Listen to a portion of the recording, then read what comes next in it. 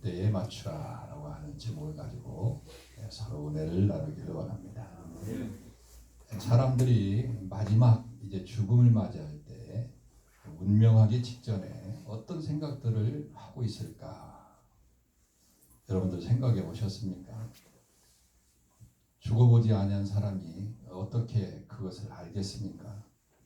어떤 마음일지 알 수는 없지만 대충 이렇게 짐작들은 하지 않겠나요?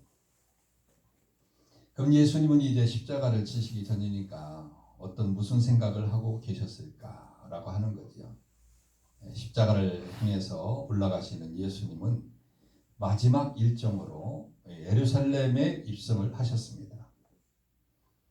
그리고 예루살렘에 입성하신 후에 성전에 들어가셔서 모든 것을 둘러보신 예수님께서 베다니로 제자들을 데리고 나가셨습니다. 이제 하루가 지났습니다. 날이 밝아 다시 예루살렘으로 돌아오시던 예수님께서는 시장을 하셨죠.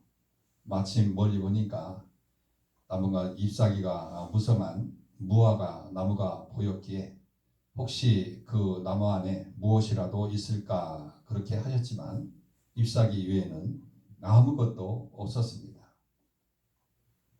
예수님께서 무화과 나무를 향해서 그렇게 말씀하셨죠. 14절에 보니까 이제부터 영원토록 사람이 되어서 열매를 따먹지 못하리라. 그리고 다음 날 확인이 된 사실이지만 주님께 저주를 받은 그 무화과 나무는 말라 죽었다. 20절에서 그렇게 말씀하고 있어요. 여러분, 무화과 나무를 저주하신 그 모습은 우리 사실 언뜻 이해가 되지 않잖아요. 사랑의 주님께서 열매가 없다는 그런 이유로 저주를 하신 것은 또 그렇고, 또 나무는 한낱 식물에 불과하는 거죠. 생각도 없는 그저 일조량과 온도에 의해서 그리고 수분과 계절에 따라서 순응할 수밖에 없는 무화과 나무를 저주했다고 하는 것은 우리가 이해가 되지 않는 거지요. 게다가 13절의 말씀대로 무화과 나무가 열매가 없었던 것은 분명히 아직 무화과 때가 되지 않았다라고 하는 그런 말씀을 하셨어요. 그러시면서까지 저주를 하셨다고 하는 것은 더더욱 이해가 가지 않는 그런 말인 거죠. 때도 아닌 계절에 한낱 식물을, 그것도 자비의 주님께서 열매가 없다는 이유로 저주를 해서 말라 죽게 만들어버렸다. 잘 이해가 가지 않습니다. 예수님께서 무엇 때문에 그렇게 하셨을까? 시장하셨는데 먹을 것 아무것도 없어요. 그래서 배가 고프니까 화가 나가지고 그렇게 하셨을까? 물론 평범한 사람이라면 그럴 수도 있다고 말씀을 할 수 있겠지만, 그래도 사랑의 주님이시고 그동안의 사역의 모든 일들을 보게 되면 사람들을 위로하고 그러는 예수 그리스도께서 그럴 리는 없다라고 하는 그런 생각을 가지게 되는 거지요. 그러면 왜 그러셨을까 하는 거지요. 여기서 무화과 나무라고 하는 것은 사람을 상징합니다. 1차적으로 유대교와 예루살렘 성전을 생각하고, 더 들어가면 하나님을 신앙하는 모든 사람들을 의미하는 그런 것이죠. 따라서 무화과를 저주하신 것은 나무를 저주한 것이 아니라 주님께서 열매를 구하으나 기대하신 열매를 맺지 못하는 그런 사람들을 향한 심판의 메시지다라고 하는 그런 말씀인 거지요. 그래서 여러분, 우리는 주님이 원하실 때는 항상 열매가 있어야 됩니다. 주님 앞에 선 무화과 나무는 주님의 것이고, 주님의 무화과 나무는 자연의 계절을 따라 열매를 맺어야 하는 것이 아니라 주님이 오실 때를 맞춰서 열매를 맺어야 된다. 여기에는 분명히 이유가 없는 거죠. 주님이 원하실 때 열매를 드릴 수 있는 그런 사람들이 돼야 된다라고 하는 거죠. 내 때가 아니라고 하는 거죠. 그래서 우리는 주님의 무화과 나무입니다. 따라서 오늘 본문은 주님의 무화과 나무인 우리가 세상의 때를 따라 맞추고 나의 절기를 따라 맞추고 열매 맺는 그런 사람이 아니다라고 하는 교훈을 분명히 주시는 거예요.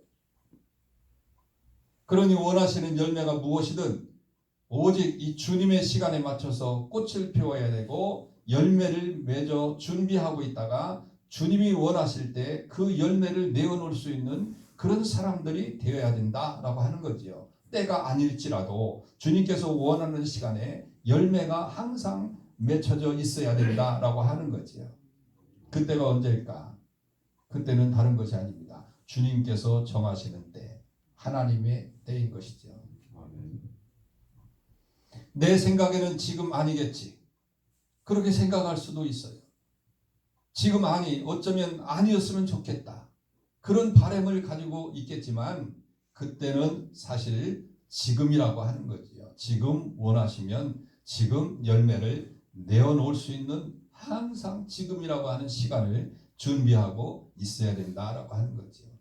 그때를 나중으로 생각하거나 미뤄서는 절대적으로 안 된다라고 하는 그런 교훈을 우리가 받게 되는 겁니다.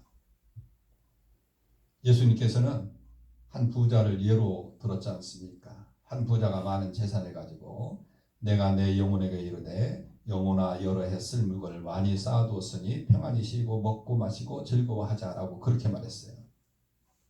그러자 하나님께서는 누가복음 12장 19절에서 이 어리석은 자여 오늘 밤에 내 영혼이 도로 찾으려니 그러면 네 준비하는 것이 누구의 것이 되겠느냐. 주님의 때는 주님께서 정하시는 거죠. 그러니 항상 근신하여서 깨어 있어야 된다라고 하는 거죠. 그래서 예수님은 무화과 나무를 저주하신 뒤 곧바로 예루살렘으로 들어가셨습니다. 성전으로 들어가셔서 성전 안에서 매매하는 자들을 내쫓으시고는 돈 바꾸는 자들 상과 또 비둘기 파는 자들의 의자를 이제 들러 엎으시면서 말씀하십니다. 17절에서 기록된 바 내 집은 만민이 기도하는 집이라 칭함을 받으리라 하지 아니하였느냐. 너희는 강도의 소굴로 만들었다. 예수님이 이 노하신 목소리를 오늘 우리도 들을 줄 아는 저와 여러분들 되시길 주님의 이름으로 축원합니다.